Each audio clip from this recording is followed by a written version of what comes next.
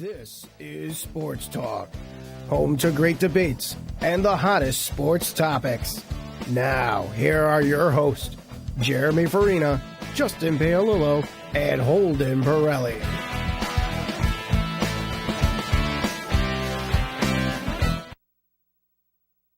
Welcome to another edition of Sports Talk. I'm here with Holden Pirelli and Justin Paolillo. Obviously, coming off of a Super Bowl Sunday, a lot of controversy, a lot of question marks at the end of the game. We'll start the show off today with that. Obviously, the play call, the Seahawks are knocking on the door, second and goal on the 1 yard line, and they elect to throw the ball. It ends up being intercepted by Malcolm Butler. They were down 4 points, and the Patriots go on to win the Super Bowl. Holden, where do you think this ranks in the worst play calls ever? Well, I have to say that was probably one of the most terrible play calls I've ever seen, especially given the scenario. A minute left in the game. I believe the play was second down, so they had second down, third down, fourth down. They had 3 shots from the 1 yard line to get the ball into the end zone, and you don't think to give the ball to Marshawn Lynch at least once? I mean, that's just asinine. That's blasphemous, okay? That's just terrible.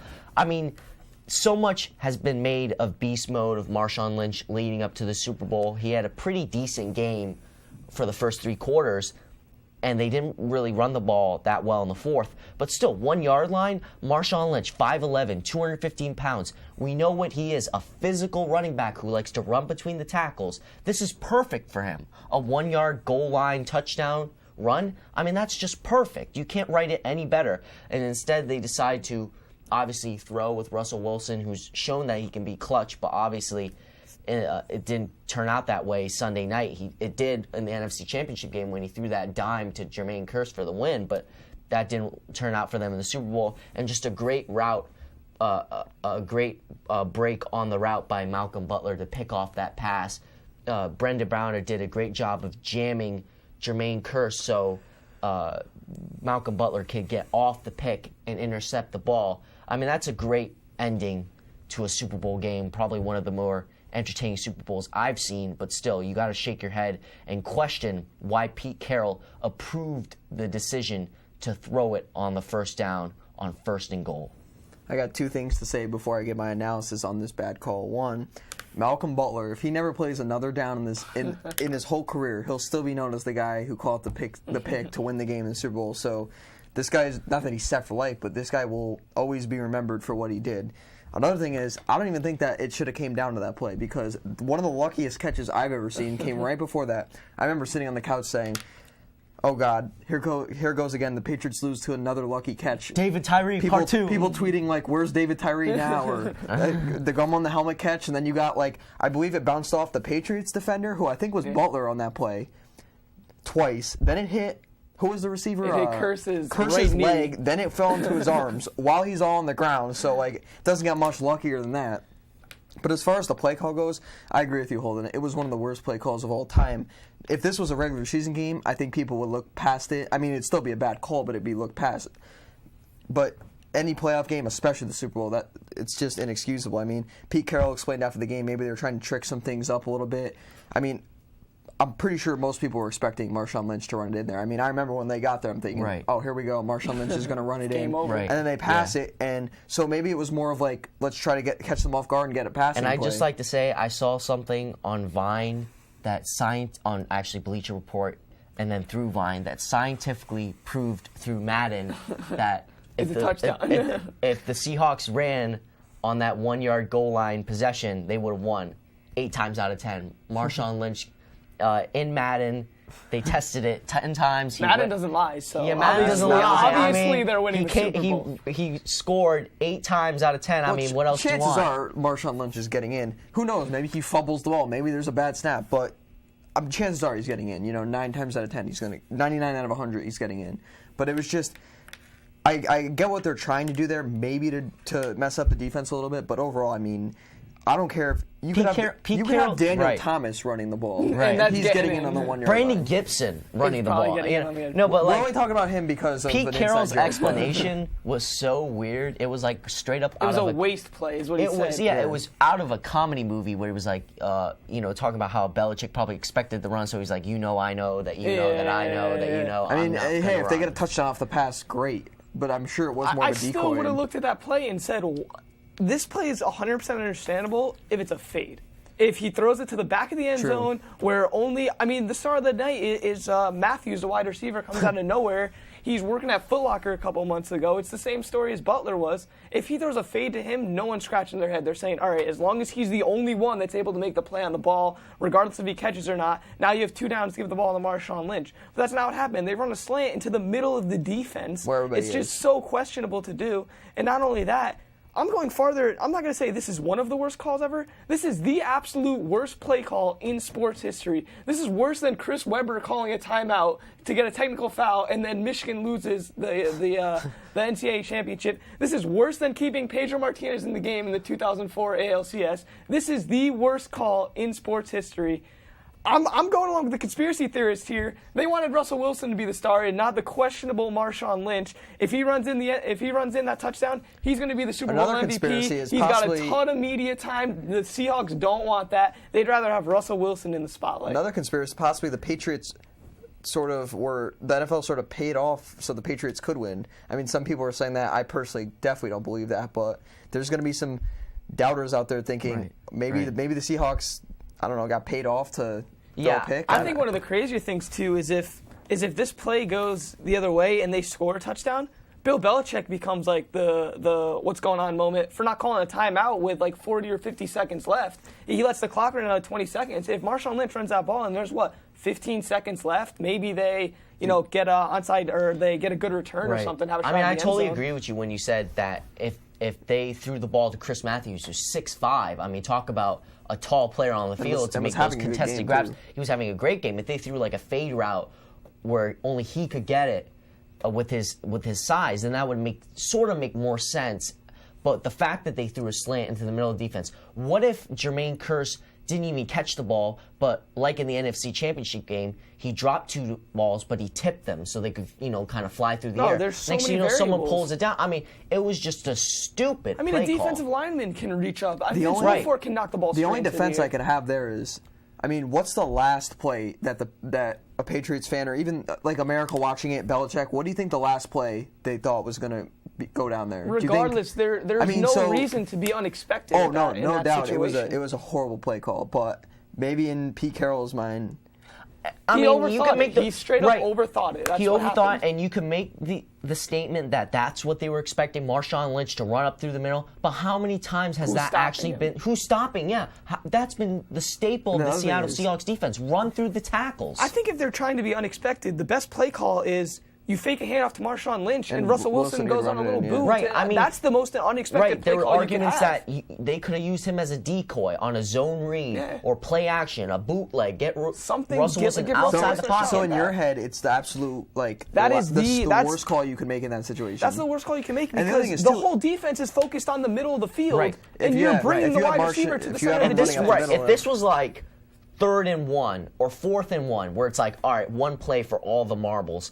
All right, you're going to pass. Yeah. But the fact that it was 2nd down and they had 3 shots to get the ball in. Marshawn Lynch isn't getting stopped 3 times in a row. There's no way that's happening. And if he is, okay, then you throw the pass. That makes more sense. But the fact that they had 3 shots and their plan A was to throw the ball, I agree with you, Listen, Jeremy. if he gets stopped 2-3 times, you got to credit that Patriots defense. Absolutely. I mean, you tip their hats to them. They stepped up. They made the big stop at the end of the Super Bowl, but I don't think they're going to stop it. Marshawn Lynch got a carry after that catch for 4 yards. He almost got in on one. And a lot of times shot. what they do with Marshawn Lynch is they almost have offensive linemen start just pushing him. Yeah. So he's used to just going through piles. He's probably one of the best running backs in a situation like that to get into the end zone, and you're not utilizing him.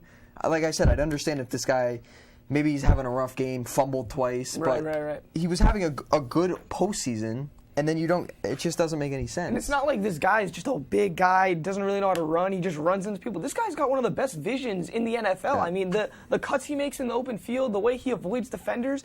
I mean, I could see him bouncing it out if the middle's clogged up. That's what happened in Madden, Jeremy. It was a play, it was a dive, but I it might wasn't as well there. Be the Madden so simulator. The guy cut back with Marshawn Lynch, went to the outside. I think I saw that like 4 times. I mean, if we're getting scientific here, 8 times out of 10 he got into the end zone. 4 times it was an outside run. I mean, listen, I got a conspiracy. Madden don't lie. I got a conspiracy going on with Madden. Madden picked the Patriots to win. This all comes back to Madden. This all comes back to Madden. Didn't Madden pick the score too? I think they did. I think they had 28-24. Yeah. I remember seeing something about that. Madden, we tip our hats to you. Fantastic job. We know he's watching. I mean, too. also you can look at it. It's a risky call. Risky calls did kind of put them in a situation where they have the lead. I mean, 6 seconds left going into halftime, and Pete Carroll likes to throw the ball and go for the touchdown instead of really kicking the field goal. Given it was a safe call, just kind of throwing it in really quickly, he probably would have been able to kick it either way. I mean, you can argue that this is how the Seahawks got there, so they should have done a risky play, Right. but also at the same time, there's no reason to be unexpected. Right, and it's one thing to have us, the media, the public, question Pete Carroll's decision to run the ball. Well, after the game, Bruce Irvin was questioning the call. Richard Sherman was screaming on the sideline. I mean, This don't know. isn't just some football. This is Right. like the Super Bowl, and you're seconds away. That decision could have some major ripple effects going into the offseason for the Seattle Seahawks. There was people the biggest question I have is the thought that what if Russell Wilson called an audible at the line, and this was a set run play, and it was he his fault. He audibled into a pass. That's a scary thought right there, because you think about the whole offense knows, but no one else knows. Russell Wilson didn't really show emotion after he threw that pick. The camera panned right to them. He just took off his helmet, popped out his mouth guard, jogged off the field. So, I mean... And it's such a buzzkill, because I'm sure there were people on the Seahawks side not celebrating, but I'm sure they thought they were going to win. You're Absolutely. on the 1-2 yard line with Marshawn Tom Lynch. Brady was probably like praying. Yeah, Tom Brady's probably at the side thinking, "Oh, we just lost this game." No, you saw his reaction. He was jumping all over the place. He couldn't believe it. With his mouth wide open. Yeah. He can't believe it. I think that looking the effect that this could have on the future is, do players begin to doubt Pete Carroll as a big game coach? I mean, does this hurt his legacy as a big game coach? I mean, he's won football games. Right. But this guy's obviously won college football national championships. He won the Super Bowl a year ago. But if you really think about in both scenarios, he won in landslides. I mean, those games games were over by the first half. You never got to see Pete Carroll when it's down to the wire, fourth quarter, game's on the line. He's got to make a couple calls that could possibly decide the outcome of the game. So yeah, I mean, you could. And even the one close game he wins against the Packers it's not a lot of people weren't saying that he won it. They were saying the Packers lost it. Right. Yeah. Because there's so many mistakes. I mean, Clinton Dix knocks down the 2-point conversion of Luke Wilson, or Bostic goes to block and lets Jordy Nelson. Or they don't win the coin field toss and the Packers get it. Yeah, I mean, you have to question Pete Carroll's motive on that play and his IQ. And I'm sorry to interrupt you there. I'm interested to see if Kearse doesn't make that catch, which I called like one of the luckiest catches ever. What do you think? Do you think they come down the field and win that game, or do you think? I'm not going to say they don't, because they did have a lot of time left. I believe they had around a minute. Do you think maybe the outcome's different? 50 seconds they ran off. I mean, you can't really. I don't really It's like hard to to play play what if devil's with that advocate in that situation. What happened was they made the catch. The momentum was obviously on Seattle's my God. side. You saw the videos of the fans play going before crazy. Marshawn Lynch goes for a wheel route. That was a big gain. Then they throw that pass to Kearse. The momentum was on their side. You saw everyone on New England's sideline was like, "Oh, this is over." Deflated. Yeah. They were deflated. Literally. I mean, but. And then, I mean, you could see it from Seattle's side. They were cheering. They were like, "We got this!" And they throw the pick. You just have to question Pete Carroll's. I don't think you have to question whether he's a good coach or not. Just whether maybe some decisions. He's like a big game coach. Yeah. And they're going to lose their defensive coordinator and Dan Quinn to the Atlanta Hawks. That's going to be a big loss. That was a guy that the defense rallied around, and the defense really actually sort of did their job for this game. It was the offense that struggled in this game and actually throughout the postseason. And look, this is all on Pete Carroll. A lot of people were actually criticizing the offensive coordinator too, because they were like, how could he make that play call? Right. But it's Pete Carroll's responsibility to either approve or veto that play call. I'm sure he's coming up to Pete Carroll saying, should we run this play? Should we not run this play? Maybe the offense wasn't expecting, a 1-yard situation in that time period. I mean, they were pretty far back down the field. You would think if they are expecting that if they're not expecting that, they're saying, all right, let's just run it, and then You we'll would think, reset yeah, after true. that. Yeah, I was shocked. I was pretty shocked But maybe when they with more had time, they like had more planning. 2 or 3 wide receivers out there on the field. Right, I expected right. like 8 offensive linemen. They're just gonna a fullback. run They're just forward. gonna pound Even this if they thing run in. a simple screen or Yeah. something where you have to run a Even play just the where you're quarterback not sneak. putting the ball in jeopardy. Just a quarterback sneak. Exactly. Something. The Tom Brady, just dive over the punt. You know what I'm saying? I mean, given the Patriots do deserve a lot of credit. I mean, they played a great football game. It was a good game overall, Arguably, both these teams deserve to win at the end. I mean, bearing the bad I play love call. the Super Bowl, no doubt. It's one of the best I've seen in a long time. But at the same time, I would have loved to have some of my doubts removed. Like, what if Earl Thomas was completely healthy, Cam Chancellor was completely healthy, Richard Sherman was completely healthy? Because Richard Sherman has to have Tommy John surgery. Earl Thomas has a torn labrum. Cam Chancellor had a knee injury. What if these guys were the best players on their defense? What if they were all healthy? 100%. I mean, that would be They should have won the game with all these guys, maybe 75, 50%. So Right. if these guys are all healthy, you wonder, Do they win? How does the Patriots game still go? score? Yeah. Do they win by 10? And then I think the biggest play of the game is the Jeremy Lane injury because they bring in the guy's name was, I think it was Simon. Oh, right. something. I forgot about He him. got Yep. picked apart. Julian Edelman basically Especially wrecked in the the end whole zone, yeah, game. he destroyed him. Jeremy Lane broke his arm, out for the rest of the game. Cliff Averill, concussion, he was out Right. by the second quarter. So now you're putting that kid Simon out there, and obviously he's a rookie. You're just Yeah. going to abuse him. In a Super Bowl, he's going to crumble, no doubt. Tell you what, got to give credit to Michael Bennett on the He played a great game. Seahawks. I mean, nobody could stop Right, him. he was and, consistently getting in the backfield. and I think the Patriots could have scored much more if he wasn't playing. I mean, you got to think Jeremy Lane. That's a guy that's not even included really in the Legion of Boom of this Seattle secondary, and you look how realize bad how much of an impact he has once he's gone. And he comes out, and I think Julian Edelman probably had the majority of his receptions, and I think he had the touchdowns when he was covering And he him was as well. he was a candidate for Super Bowl MVP, and you think Jeremy Lane doesn't get hurt, he might not even be in the conversation because maybe the Patriots don't even win, and nobody from the Patriots is Super MVP. But so let me ask you really quickly: if the Seahawks had won that game, who would you give the Super Bowl MVP to? Well, if Marshawn Lynch runs it in, you got to give Yeah. it to Marshawn Lynch. If Marshawn Lynch ran that ball in, I mean, it is only a you one-yard have run. to give I him mean, the MVP. But then the conspiracy arises. There we go. If There you we give go. him the MVP, he's going to get the car. He's going to getting get all he's the got to do the publicity, Disney all World. the He's got media. to do the Disney World commercial. He's got to do the press conference. Got to go meet with Roger Goodell. He's got Yep. to do all this stuff.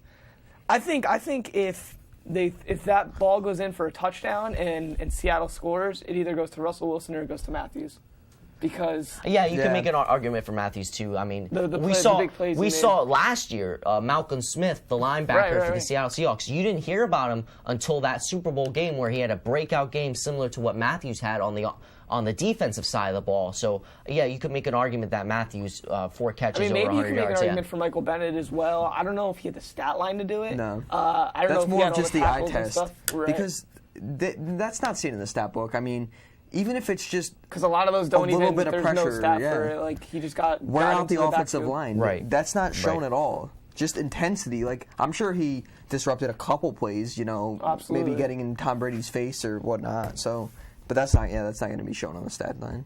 I mean, it's always sad when there's a team that feels like there's one play that could possibly change the outcome of a Super Bowl, such a massive impact. But moving on, we're going to talk about the other team involved. Obviously, Brady and Belichick won their 4th Super Bowl together. Justin, where do you think this ranks them in history books? This one's tough because if there was no Deflategate, I think they're one of the best duos in NFL history. But with the Spygate, Deflategate, you could argue that It's tarnished. the legacy is going to either be destroyed if maybe something else comes up next year, or definitely lowered. But if you're putting all conspiracies aside and just football, I think that you have to consider them. I would put them at the top, especially because ever since I've been watching sports, watching sports shows, First Take, whatnot.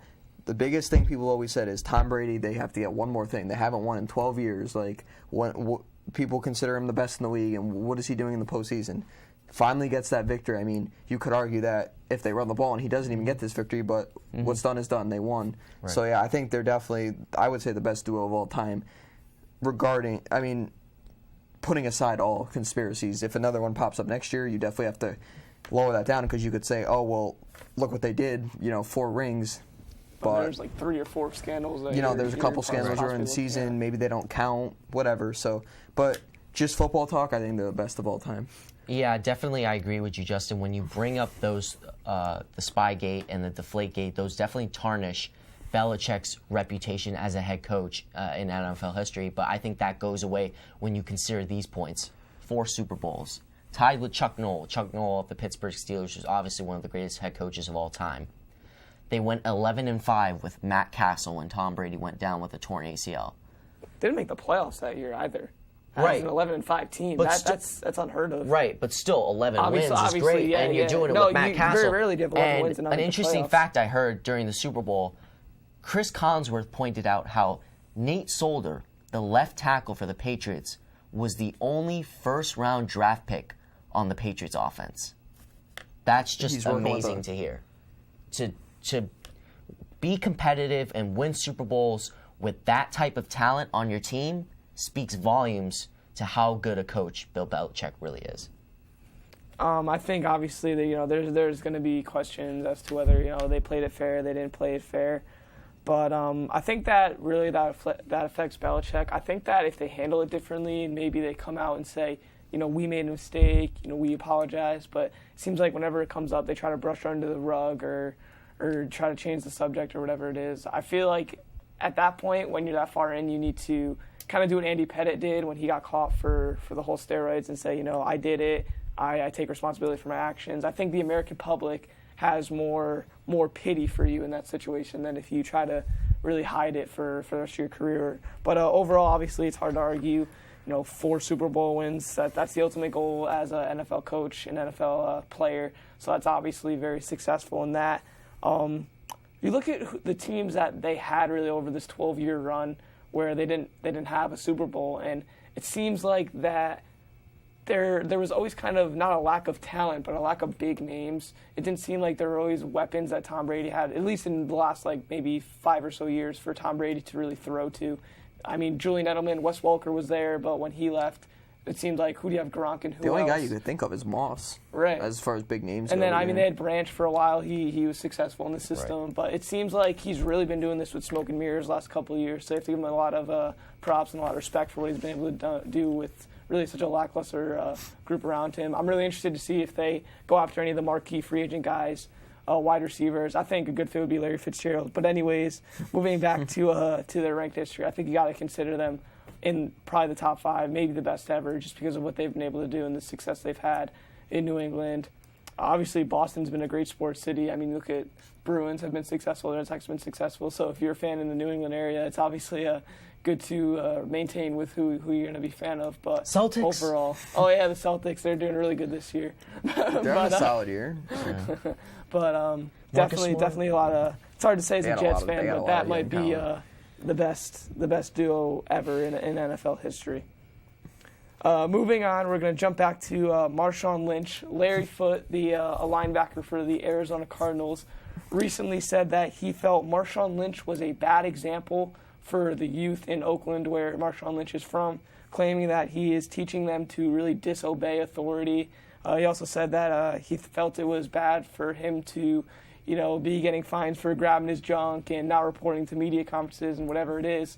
So, Holden, what do you think? Do you think Marshawn Lynch is a good example or a bad example for these kids?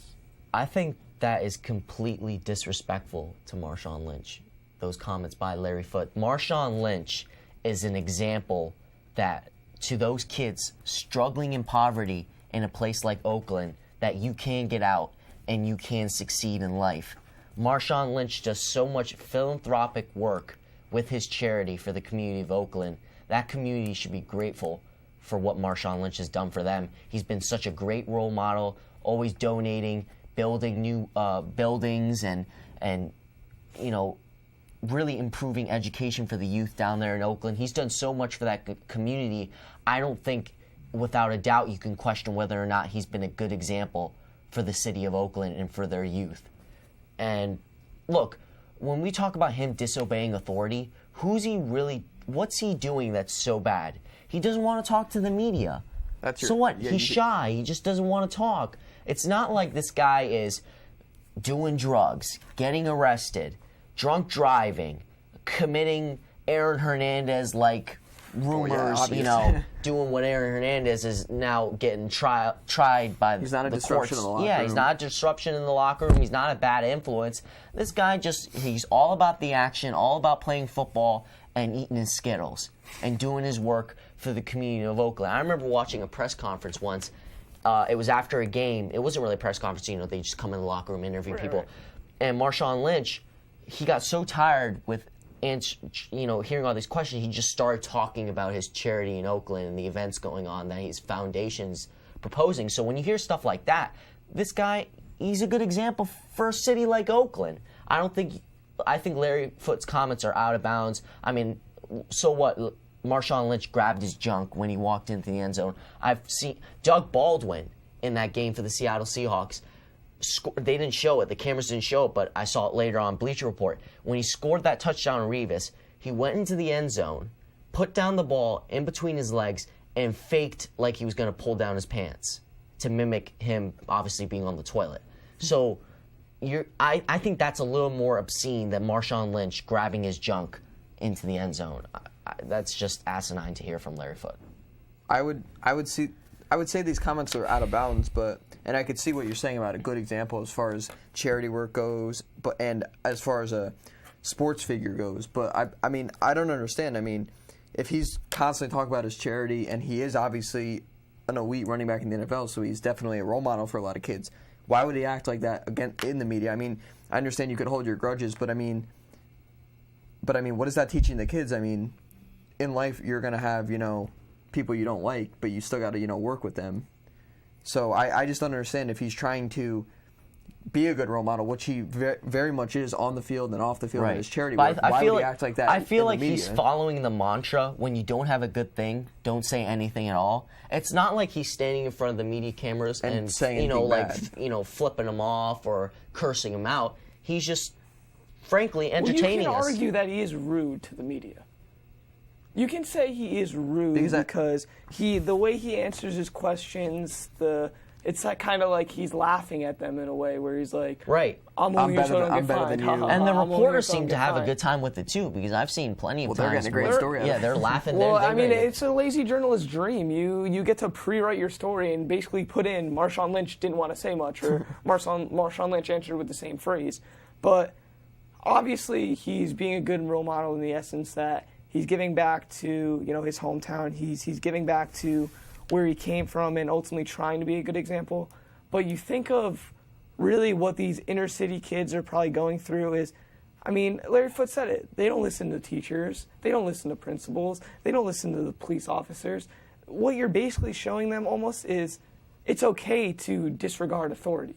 Because regardless of, if Marshawn Lynch thinks he's the best running back in the league, Roger Goodell is still his boss. The Seahawks owner is still signing his paychecks. He's still got to cooperate with the league. You can't just go against everything. I mean, if I go up into the police station and I'm basically like, I don't care what you guys have to do, I'm going to go, punch this kid in the face. Eventually, I'm going to get in trouble, and eventually it's going to come back to bite me.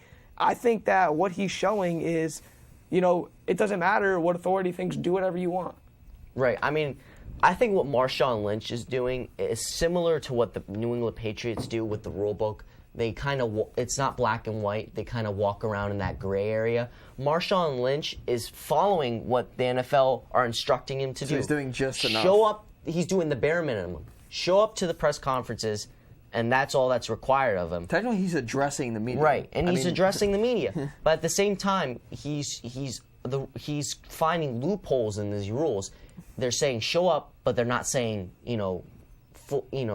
answer all the questions, be courteous, be kind. He's sort of walking on the line in that gray area. So I can't fault him for being clever in that way. I see what you're saying, but it's also, if you look at almost like a classroom atmosphere, for example, if someone's doing something like that in a classroom, the teacher doesn't like him because the teacher's trying to teach and he's making remarks here and there. It's not enough to like send him down to the principal's office, but it's enough to irk you, enough to really, really annoy you. And overall, I think that he's almost saying that that's okay to do. And I think that's one of the last things you want to teach these kids that are growing up in that type of area. Right. Yeah, he's definitely I would say he's definitely an influence on the football field, because a lot of people, especially in those inner city communities, want a big release of maybe crimes they see, whatnot, is sports. So a lot of people are thriving to be. I mean, you look at the Oakland area for basketball, for example. You got Jason Kidd and Damian Lillard, big guys who a lot of young basketball players are looking up to, be point guards in the NBA. But that's obviously not going to happen. So it's going to happen to a couple people, but it's not going to happen to everybody. Amount. So you definitely have to. I would definitely think in the media setting you'd have to be a little more professional. But I mean, I would say it's almost like people are overlooking what he does do as far as charity work. A lot of people don't yeah. know about the work that he does, and they just see him as this guy that's who's just playing football, eating his Skittles, right? I mean, also you can sort of understand the plight that all these athletes go through, especially in the NFL. I mean, you just finished a game. You're all hot and sweaty. You just want to change and go home. Especially when the reporters You ask just dumb played questions. a brutal game where you got your body assaulted by other people. I mean, you just want to shower, get some food, and go home, and then you have to wait around into the late hours of the night. It's hot, and answer questions from reporters over and over again. Sometimes they're dumb Literally, questions. some of these questions are the same questions, just asked differently. And I can understand how asinine that could be for an athlete. But some of the guys love it. Richard Sherman, he'll stay there for 5 hours and talk to you. Russell Wilson, he'll stay there for 10 hours and talk to you. Go talk to these guys. Why do you have to always ask Marshawn Lynch? Because you look at it, and who are the guys that get the questions asked? You're not asking, Joe Schmo over here, who's the third-string defensive tackle. If Marshawn Lynch has a game where he rushes for 150 yards and 3 touchdowns, I mean, you want to hear what Marshawn Lynch has to say about, the way the defense played him or the way the game went in general. You want the guy that's the star of the game. And I almost feel like this is the worst thing he could do for himself, because it just brings more attention to him. I feel like, and I remember watching Marshawn Lynch speaking to Deion Sanders during the Super Bowl media day a year ago. And Deion's like, you don't like to talk much? He's like, and he said one thing, I'm all about the action. You can sense he's a very humble football player, in the sense that he doesn't really want to talk about his 350-yard rushing game and what he's seeing out there and how he's been so successful. He'd rather just go out the field and play and give credit to his other teammates. I don't think he really likes to spend time talking about himself, and that's reflected in his charity work. He's willing to volunteer his time to better a community instead of obviously hoarding all that cash to himself. Quickly wrap this up. I honestly think he likes this attention, because normally, for example, if I'm in the media and I don't like it at all, I'm just gonna do it and not draw attention to me, because first of all, what does doing that in the media do? Just attracts more media attention. Why do you think we talked about him this week and last week? Again, especially when you're saying, I'm just here to not get fined. That's going to bring social media attention.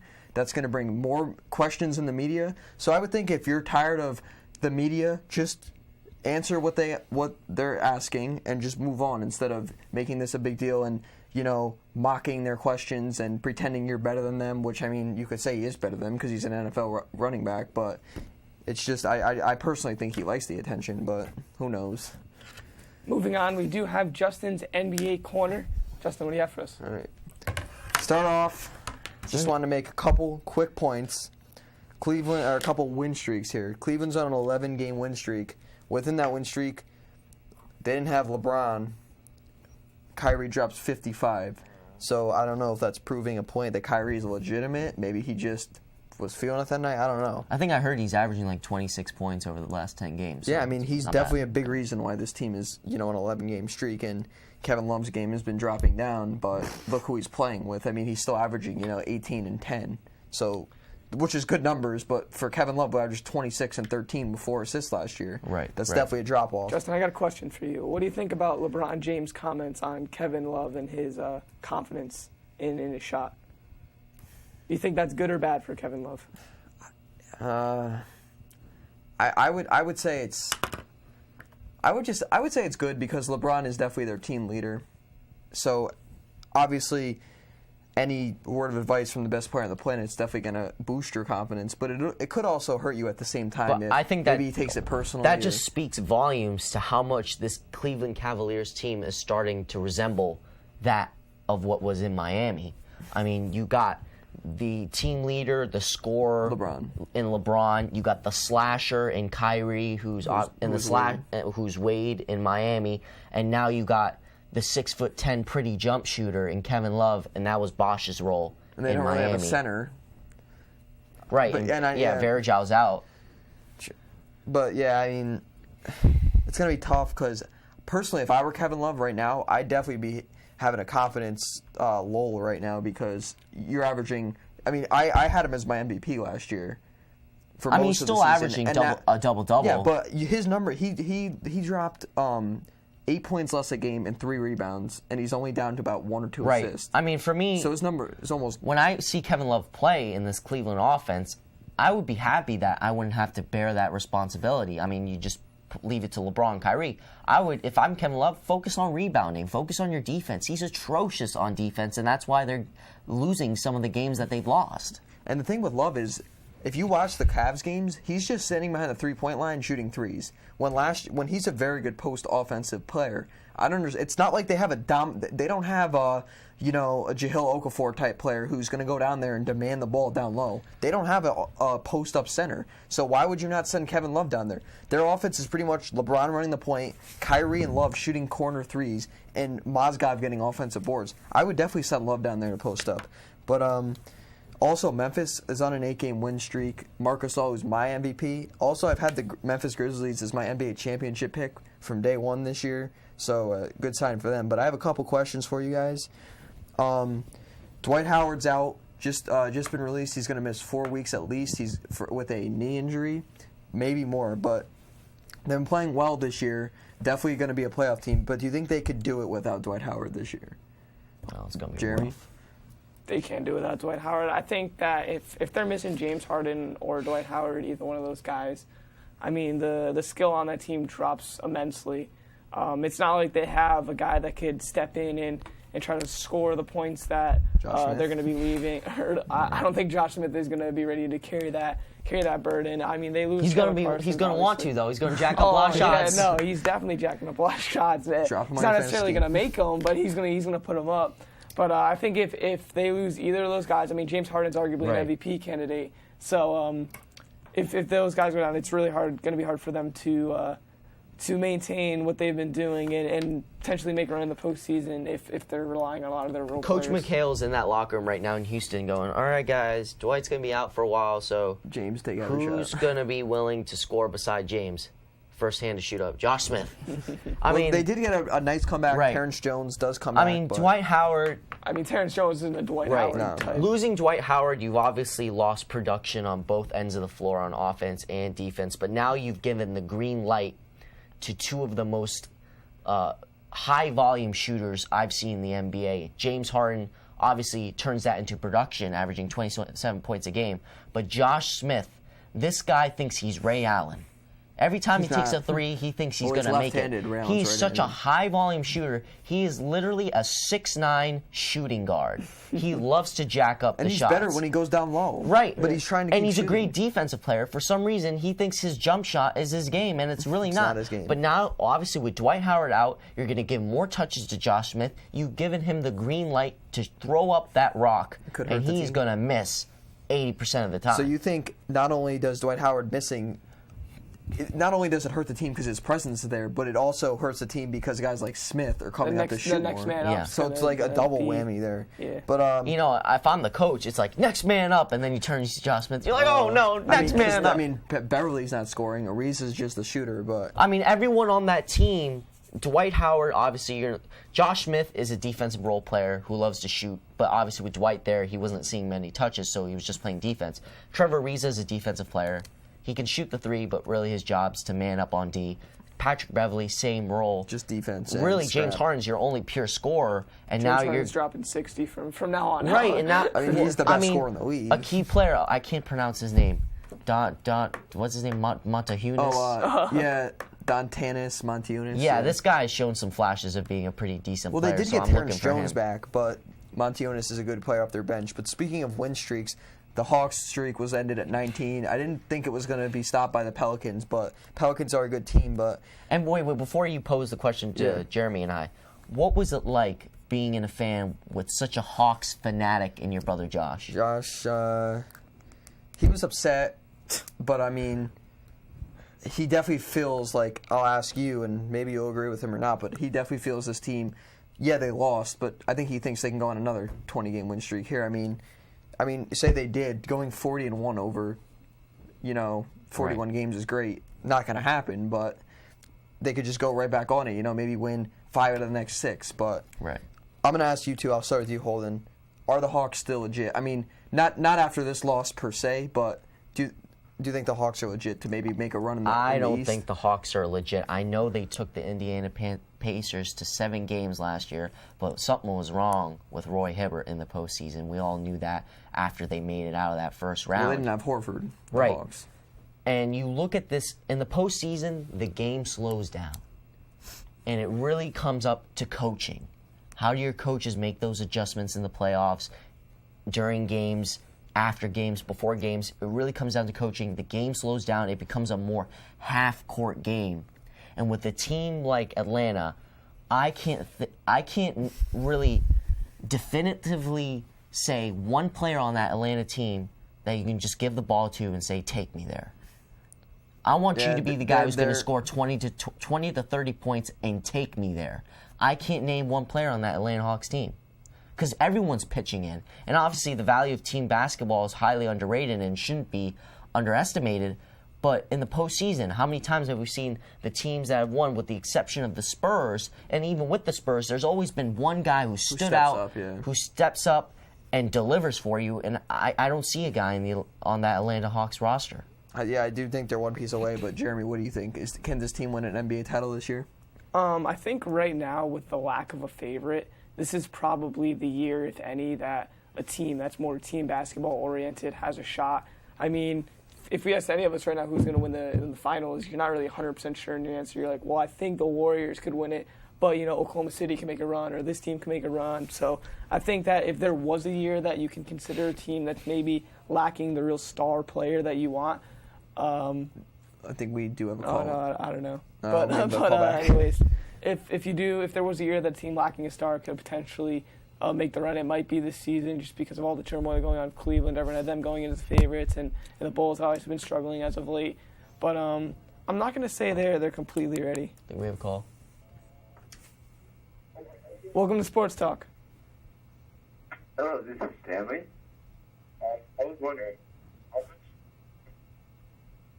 I'm sorry, you're breaking up. Hello? I believe we lost the call, Jeremy. Yeah, try calling back. But Did you lose your thought too? No, I got okay. it. But I think that this team has a lot of talent, and they could potentially do it. But like Holden said, it seems like there's always a guy, whether it's LeBron James or maybe Tim Duncan or Kawhi Leonard last year for the Spurs, or Dirk Nowitzki when Dallas won it, that takes over a game at the end or puts up the points needed for the team to win. And it doesn't seem like this team really has it. I mean, could Al Horford or a Teague or maybe a Paul Millsap step up and become that guy coming down the stretch? I mean, I don't know. These guys do have postseason experience, but not really deep postseason experience. It seems like the Hawks are always out by like first round or second round. So overall, I do think that this team could potentially do it. It's just going to be a matter of if one of these guys that's maybe a star can really step up and become a superstar in the league. I mean, I could personally see it because, they're probably a favorite to win the East at this point. The question is, could they beat that team in the Western Conference going into the finals? And I could see that happening, especially if, that Western Conference Finals, I mean, the playoffs, I can't wait for that because the first rounds are going to feel like conference final because all 8 teams are going to be legitimate NBA title contenders. So, I mean, teams could get worn out because I could see almost all the series going 6 or 7 games. So if the Hawks can, get into that win in the East, maybe fairly easily, maybe with the exception of the Eastern Conference Finals, they could be well rested up facing a team in the West, like, say, the Warriors, who maybe just played 21 games. OKC in the first round. Yeah. Potentially. And then the 2 seed can end up playing the Spurs if they remain at the 7. When you think about the Hawks, though, it seems like the team that always wins in the postseason is the deepest team. And not for the frank of you have a lot of players who on your roster, it's you have a lot of players who can contribute on your roster. And the Atlanta Hawks really don't have that. Jeff Teague, Millsap, Kyle Korver, Al Horford.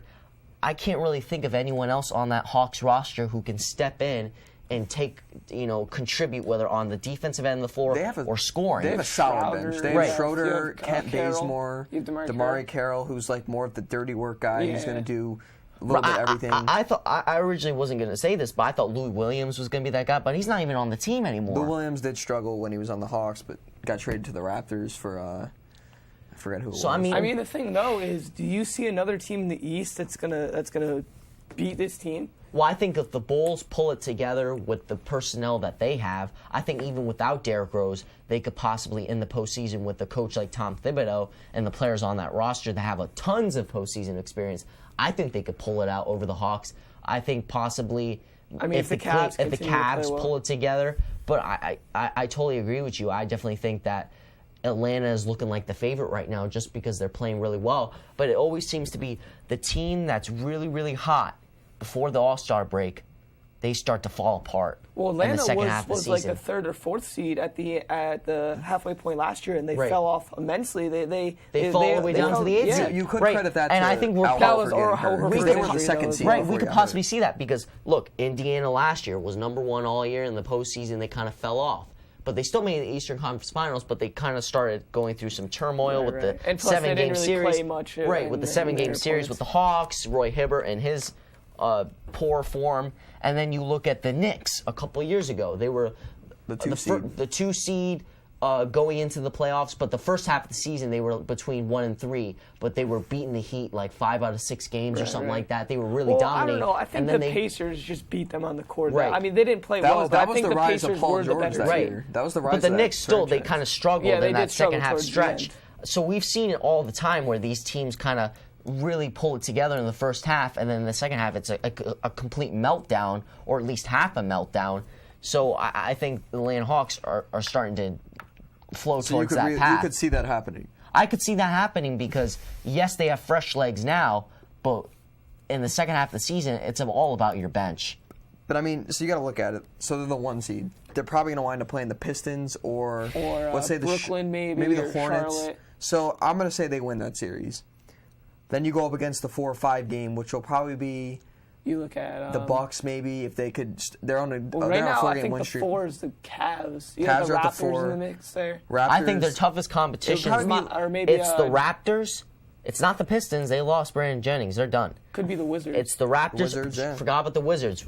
It could be the Raptors, the Wizards, I would think, the Cavs, and the Bulls. I would think they would play probably the Cavs in that second round, which, look, if this team is still having... I mean, if LeBron goes off, I think they lose. But if they get past the Cavs, I think they could win because then you're probably playing the Wizards, and I think that would be a great matchup. I mean, they kind of match up on both ends pretty well. Yeah, I mean... So I think the winner of that would... The Hawks have 2 bigs and a shooter and a scorer.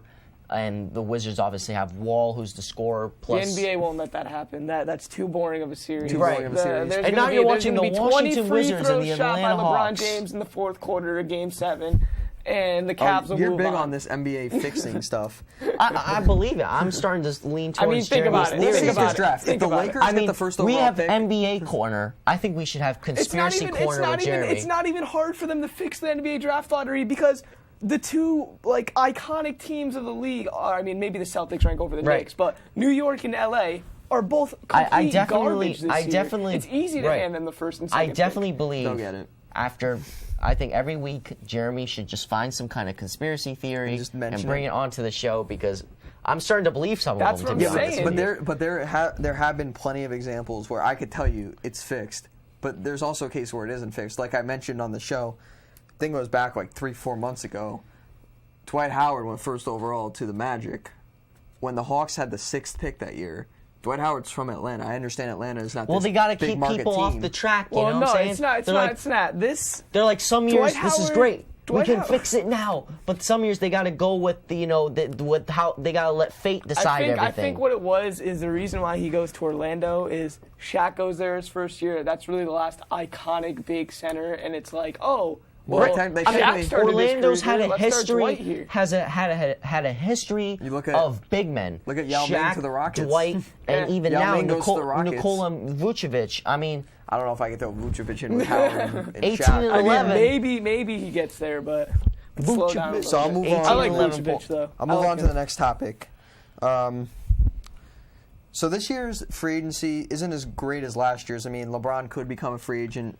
So could Kevin Love, but I think they'll stay. But three names that come to mind, specifically for the New York Knicks, who are trying to have a great offseason, is Kawhi Leonard, who's a restricted free agent, but it looks like he wants his money, and there's questions of whether the Spurs want to keep him or He not. wants a max contract, and Spurs Spurs wanna aren't going to give it to him. Marc Gasol on the Grizzlies, who's a great player, and LaMarcus Aldridge, who said he wants to retire as a Blazer, be the greatest Blazer of all time.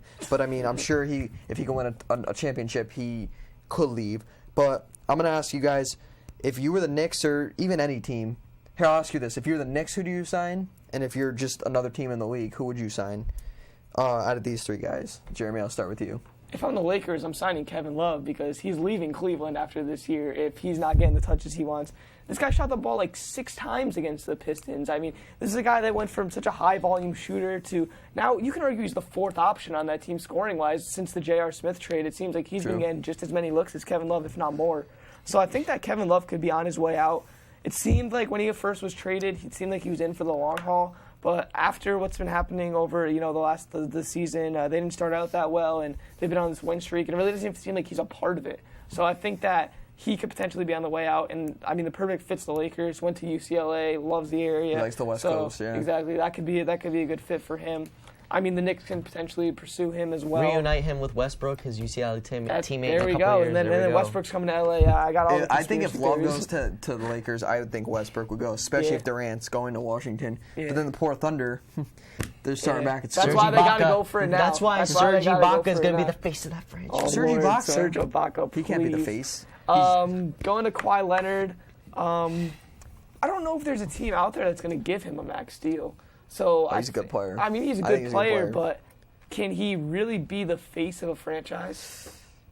I think he's kind of in the shadow of Kevin Tim Durant Duncan. did come out. And can he be the and can he be Can he the lead the face? scorer? Right. Can he be the main guy? Can he be the main guy? We haven't really seen this guy and how he does when he's on the floor with 4 other average Right, players right, because right. he's been surrounded by Manu We think about the guys Ginobili, he Tony plays with. Parker, Tim Duncan.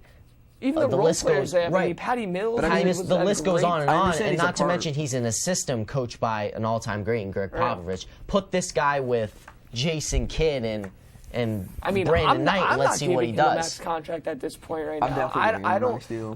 I don't think he's done enough. I mean, if this guy is, I mean, there's games where Tim Duncan, Manu, and Tony Parker are sitting, and it's not like Kawhi's dropping like 30 or 40 points easy. No, I mean, he's doing his job. He's doing what playing he's gotta defense. do. But and he's the reason contributing. they won that NBA Finals against the Heat. I mean, he shut down LeBron. Yes, he shut down Lebron, but I mean, that's No, a team effort. look, that's a team effort. That's I a mean- team- And I understand what Kevin Durant said. He's like, I remember he came out and the Right. media was all over this. He When said I look at Kawhi Leonard, he's a part of the system Right. down there. That's the only reason when I he's look winning. at Kawhi Leonard winning the MVP, I think back to how Malcolm Smith won the MVP in Yeah. the Super Bowl. Really, that was a team effort by Seattle, and Malcolm Smith was the average player on that team, and he sort of represented that defense. It was sort of a defensive MVP, but he had to win it because he made the plays, but at the same time, he represented that team as a whole. The same thing with Kawhi Leonard. If you watch that 7-game series, I mean, it was 6 games, sorry, Yeah. the finals last year, it was a team effort. That was a team game and a team annihilation by the Spurs. And Kawhi Leonard really exemplified how a player in that system, how a player playing on a team-oriented basketball team in the Spurs can have success. I don't think this guy's going to get a max deal. If he gets a max deal, he's saying, "Peace, San Antonio. I'm going to take my money. I'm out of here." I He's personally- gone. I'm interested and, to see- and San Antonio's not matching it. No, I'm interested to see what he does if he is the man because Well, that's the problem. Can you really give a guy a max salary that you don't know if he can be the man? I mean, Eric Gilbert Arenas got Bledsoe on the Phoenix Suns was demanding a max contract. They gave him slightly He less. put up numbers similar to Kawhi Leonard, playing on a team in Phoenix, but at the same time, they gave him a lot less than what he I was think demanding. that'll be a similar situation for Kawhi. He's going to want the max, but they'll have to negotiate. Kawhi a Leonard's little only less. leverage in this situation, I don't think he can use the MVP trophy as some sort of leverage, given the fact that it was really a team win for the San Antonio Spurs last year. I think the only leverage he has is his age. He's relatively young. And everyone else He's got a can lot age. of potential. And the fact that everyone else on that team everyone else on the team's is old. And the fact also that this guy has put up some decent numbers, and frankly, there are a lot of suitors out there for him. Put Kawhi Leonard on the Hawks, and I think they win the championship. No doubt. That's a stretch. That's a stretch. I think they 100% win the championship this year. But can he? Is he? I don't know. And I think I'm interested to see what he does. I think the worst thing. This is my analogy for you. This is my analogy for you. Game 7, Eastern Conference Championship, Hawks, Cavs. Who do you want on your team, LeBron James or Kawhi Leonard? Oh no, definitely LeBron James. But all right, let's look at this point. Kawhi Leonard has the better group of guys. He's got the slight edge. He's got a better group in Atlanta than LeBron has in the Cavs. I'd rather have LeBron. I'll take LeBron in the lackluster Cavs over Kawhi in the bolstered up. I mean, Hawks. put yourself in Greg Popovich's shoes. Yes, Kawhi Leonard was the MVP, but if we had to do Game 6 all over again for all the marbles, I mean, if Greg Popovich is in all right, one play.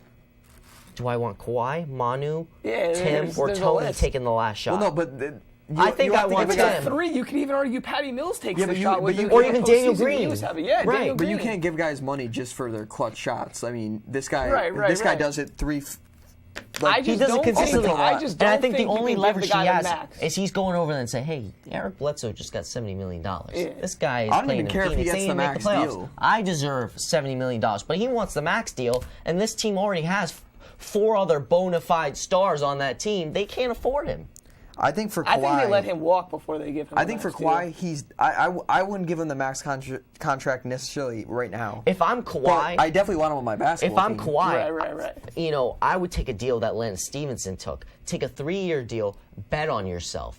Okay. By the time that deal expires, you're only going to be 25 years old. Then you can get a max contract when Tim Duncan's gone, Tony's gone, and Manu's gone. There's no one left. The San Antonio Spurs can pour a boatload of money on Kawhi Leonard then.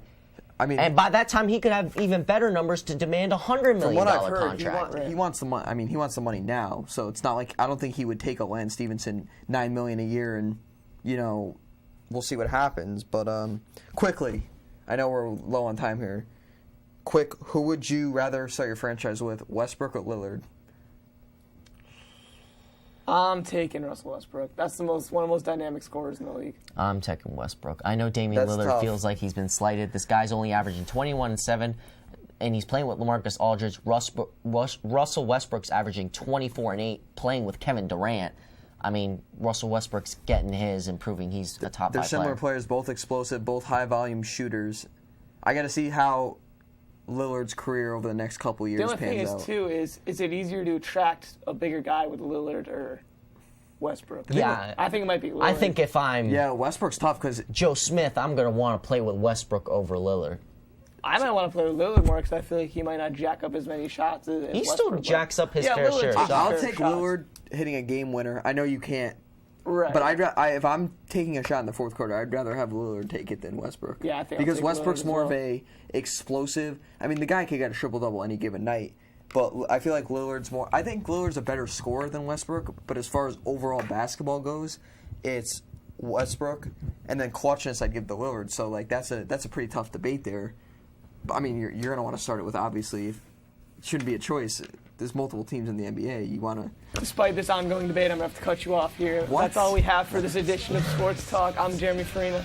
I'm Holden Pirelli. And I'm Justin Paolo. We'll see you guys next week. Thanks for watching.